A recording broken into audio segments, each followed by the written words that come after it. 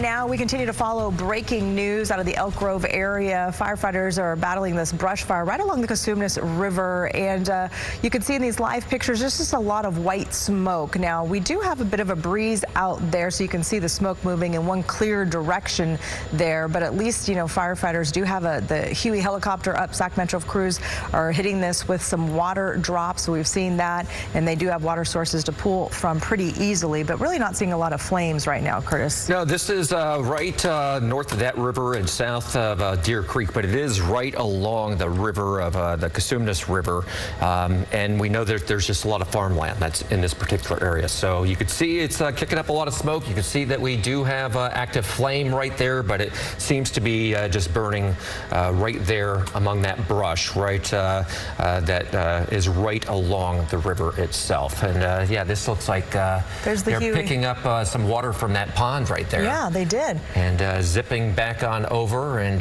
let's see if we can get that water drop. But yeah, you can see it's just a lot of ag land right there. There are homes in the vicinity, but just from looking at live copter, it seems that this is just isolated at this point right there along that brush, which is right along the river. So nothing appears to be threatened at this moment. I've been tracking the flight path of this Sac Metro Huey helicopter, and it's been interesting. They've just been going, picking up the water, coming back, and then just diligently dropping it just like that, getting it right on top of those flames, and that's why we're seeing that white smoke come up. And you can see there's a nice little break right there between that and the farmland. So you can see they've got different areas of the defensible space around the farmland, and at least those farmlands are pretty well watered. Yeah, and you see that the area right there with the green, if you look, you can see kind of the river snaking through there. That's an uncontrolled river this time of year. There's just some water coming down from the Sierra after all the snow melt, but that's also going to serve as a natural break, because on the other side of the river at the top of your screen,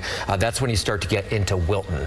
And so this particular area right here is serving as a natural break right now between this farmland and the community of Wilton. And as Curtis mentioned, there are some homes in this area, but they're pretty, you know, large pieces of property. We do see the crews there on the ground, and you can see them kind of walking there through that smoke. A lot of white smoke that they're dealing with. Dirk, what kind of winds are we dealing with at this time? I know it's been a little breezy out there, and of course our temperatures aren't even, you know, very high today for the middle of July. But what are we dealing with in terms of winds? Yeah, well, we have the southwest winds, and they're basically 10 to 15, but we're seeing gusts that are closer to 20 miles per hour. And so there is some winds, and that's going to be pushing things along pretty good. So yeah, all of the dry vegetation, the fire is going to move through pretty quickly, but it's going to run up against, again, the Cosumnes River, where you have kind of this green belt. Yeah. And that should help to slow things down a little bit. And then, of course, you have the river itself, and it's probably not very full, but you still, I think, have some water in the river, and so that also would be a fire break for it.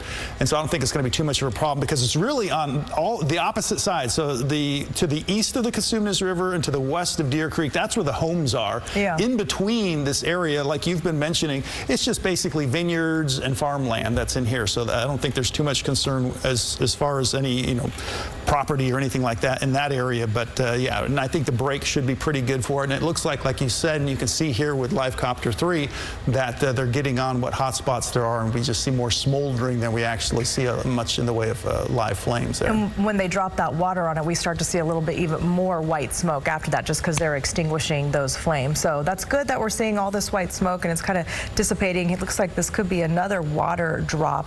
It's fascinating to watch them and to see how they go over to those water reservoirs, Curtis, and then they just suck it up, tons of gallons, and then they're just so precise with where they drop it. That's what I'm always impressed with, was the precision in the smoke that they're flying through.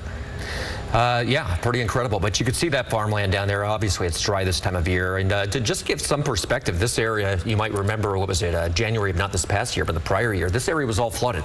This was where we had people die in the car because they tried to go through the water. The river that you see very little water, and you see just the trickle of water coming down right there. But this is where that wall of water came down and just flooded this entire area, and went all the way over to 99, and we had a lot of people trapped. But this time of year, not a lot of water there in the Cosumnes River.